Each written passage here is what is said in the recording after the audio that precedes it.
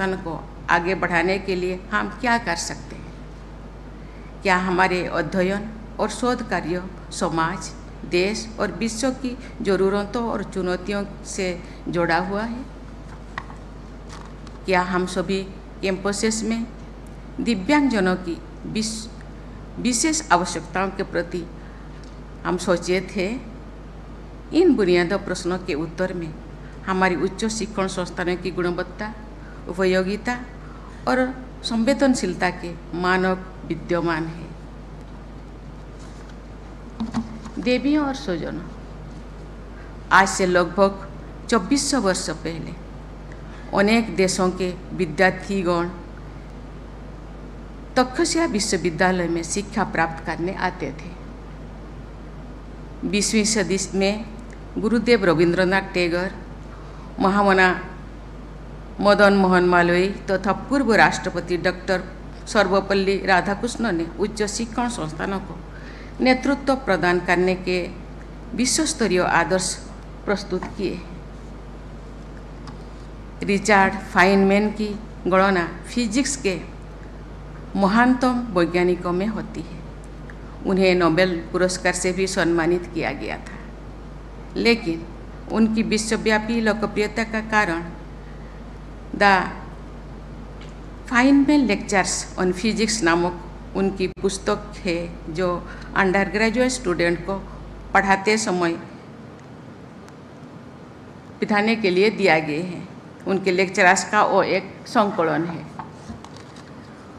पश्चिम के अनेक श्रेष्ठ विश्वविद्यालयों में विद्यार्थी उनके कोर्स और टीचर्स के लिए बिडिंग करते हैं। अच्छे शिक्षकों की कक्षाओं की सीट्स पहले ही भर जाती है। हमारी राष्ट्रीय शिक्षा नीति 2020 में भी अच्छी शिक्षकों की केंद्रीय भूमिका पर प्रकाश डाला गया है। The part of the national education policy 2020 related to higher education contents a chapter of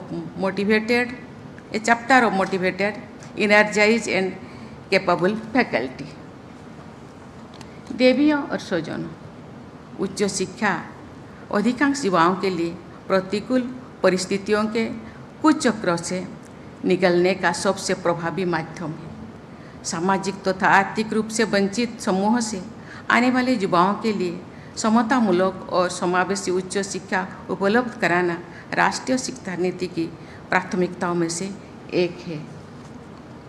Odisha के अपने छोटे से गांव से शहर जाकर अध्ययन करने के अपने अनुभवों को याद करके मैं कहना चाहती हूँ कि उच्च शिक्षण संस्थानों में आने वाले फर्स्ट जनरेशन स्टूडेंट्स के प्रति संवेदनशीलता का वातावरण बनाकर आप सब एक महत्वपूर्ण सामाजिक दायित्व का निर्वहन करेंगे।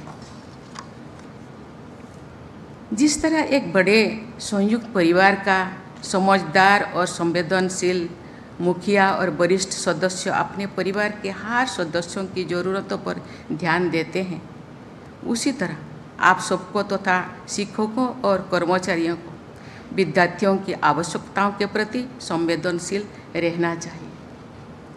आप सब विद्यार्थी के मार्गदर्शक भी हैं और अभिभावक भी।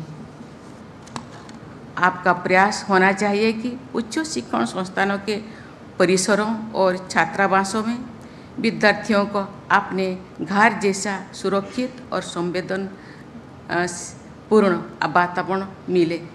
शिक्षकों और संस्थानों के प्रमुखों को ये सुनिश्चित करना चाहिए कि विद्यार्थीगण तनाव मुक्त होकर अध्ययन का आनंद ले सके।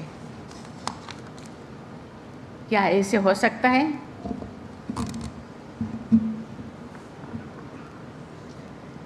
केंद्र सरकार द्वारा वर्ष 2019 में 2 वर्षों के आंकड़ों के आधार पर किए गए एक विश्लेषण से एक ज्ञान हुआ है कि लगभग 2500 विद्यार्थियों ने IITs में अपनी पढ़ाई बीच में ही छोड़ दी थी। उन विद्यार्थियों में लगभग आधे विद्यार्थियों आरक्षित वर्गों से ही है। II में अपनी पढ़ाई बीच में ही छोड़ देने वाले लगभग 100 विद्यार्थी थे और उनमें अधिकांश विद्यार्थी आरक्षित वर्ग से थे। ड्रॉप आउट्स की समस्या पर बहुत संवेदनशीलता के साथ विचार करने और समाधान निकालने की आवश्यकता है। इसी शनिवार के दिन IIT दिल्ली में एक 20 वर्ष की विद्यार्थी द्वारा आत्महत्या किए जाने की हृदय विदारक घटना घटी है। आत्महत्या की ऐसे दुखदायी घटनाएं और भी कई शिक्षण संस्थानों में हुई है। मेरी बात किसी संस्थान विशेष तक सीमित नहीं है, ये पूरी शिक्षा जगत के लिए चिंता का विषय है। विद्यार्थियों की परिसर में या छात्रावास में अथवा संस्थानों के कार्यालय में तनाव, अपमान अथवा उपेक्षा से बचाना तथा उन्हें समझाना और सहारा देना शिक्षण संस्थानों की प्राथमिकता होनी चाहिए। अनेक उच्च शिक्षण संस्थानों को उनके प्रभावशाली विद्यार्थियों के बल पर विश्वव्यापी प्रतिष्ठा प्राप्त हुई है।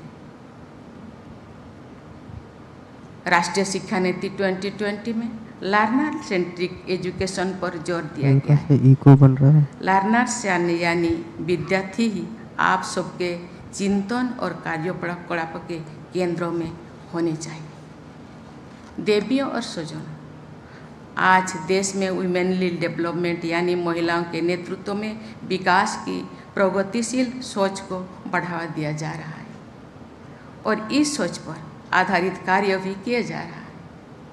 केंद्रीय शिक्षण संस्थान के विजिटर्स नॉमिनी को नियुक्ति करने में महिलाओं को स्थान देने पर विशेष ध्यान दिया जा रहा है।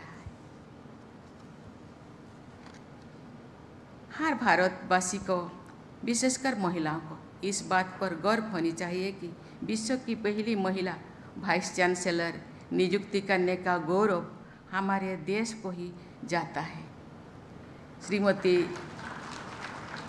श्रीमती हंसा मेहता ने बड़ौदा विश्वविद्यालय की वाइस चांसलर के रूप में एक अच्छे विश्वविद्यालय को विकसित करने का इतिहास रचा है। उनका उदाहरण सभी वाइस चांसलर्स तथा डायरेक्टर के लिए अनुकरणीय है। विश्वविद्यालय के दीक्षांत समारोह में मैंने देखा है कि अवसर मिलने पर हमारी बेटियां बेहतर प्रदर्शन करती हैं। टेक्नोलॉजी इंस्टीट्यूट्स में भी बेटियों की भागीदारी बढ़ रही है। साइंस, टेक्नोलॉजी, इंजीनियरिंग और मैथमेटिक्स जैसे सामान्यतः स्टेम कहा जाता है, इन क्षेत्रों में छात्राओं की उपस्थिति और उत्कृष्टता को बढ़ावा देने के लिए विशेष प्रयास होनी चाहिए। मैं समझती हूँ कि उच्च शिक्षण संस्था के इस क्षेत्र में महिलाओं का नेतृत्व और भी अधिक प्रभावी सिद्ध हो सकता है। मेरा आग्रह है कि अपने अपने संस्थानों में आप सब इस पक्ष पर अवश्य ध्यान दें। स्टेम के क्षेत्र में महिलाओं की प्रतिभा तथा योगदान के प्रसंगों में डॉक्टर E.K. जानकी अमाल का मैं उल्लेख करना चाहती हूँ। शिक्षित समाज में उनकी विश्वस्तरीय कार्यों के बारे में व्यापक स्तर पर जानकारी होनी चाहिए।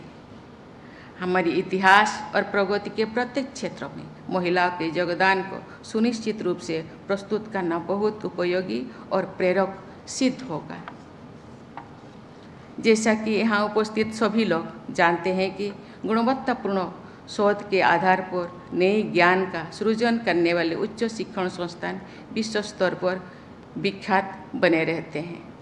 ऐसे शिक्षण संस्थानों में फिजिक्स, केमिस्ट्री, मेडिसिन, लिटरेचर अथवा इकोनॉमिक्स में नोबेल पुरस्कार से सम्मानित अनेक आचार्यगण शिक्षार्थियों का मार्गदर्शन प्रदान करते हैं। विश्व स्तर पर भारत को नॉलेज पावर के रूप में प्रतिष्ठित करने का हमारे सामूहिक प्रयास ऐसे वैश्विक संदर्भ में आगे बढ़ रहे हैं। निष्ठा, आत्मविश्वास और परिश्रम के बल पर हम उच्च शिक्षा के राष्ट्रीय लक्ष्यों को अवश्य प्राप्त कर सकते हैं। राष्ट्रीय शिक्षा नीति 2020 के आधारभूत सिद्धांतों में नैतिकता तथा मानवीय मूल्यों का विशेष उल्लेख किया गया है।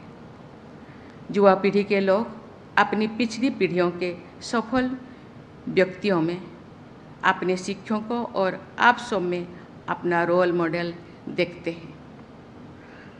आप जो कुछ कहते हैं और लिखते पढ़ते हैं वो बहुत महत्वपूर्ण है, लेकिन उससे भी अधिक महत्वपूर्ण है वे आदर्श और वे उदाहरण जो आप अपने आचरण के द्वारा प्रदर्शित करते हैं। उच्च शिक्षण संस्थान में युवाओं के चरित्र निर्माण को प्राथमिकता दी जानी चाहिए। सदाचरण, संवेदनशीलता और परोपकार के भारतीय मूल्यों के आधार पर शिक्षा का उपयोग करने में विद्यार्थियों को सक्षम बनाना है। आधुनिकतम ज्ञान विज्ञान और टेक्नोलॉजी में शिक्षित चरित्रवान युवा बेहतर समाज और राष्ट्र का निर्माण करेंगे। मुझे पूरा विश्वास है कि आप सब उच्च शिक्षण संस्थानों को नेतृत्व देने में विश्व स्तरीय उदाहरण प्रस्तुत करेंगे। आपके ऐसे विश्व स्तरीय योगदान के बल पर हमारा देश अमृतकाल के संपन्न होने तक एक नॉलेज सुपर पावर के रूप में प्रतिष्ठा प्राप्त कर लेगा। इसी विश्वास के साथ मैं अपनी वाणी को विराम देती हूँ। जय हिंद, जय भारत। सबको बहुत बहुत धन्यवाद।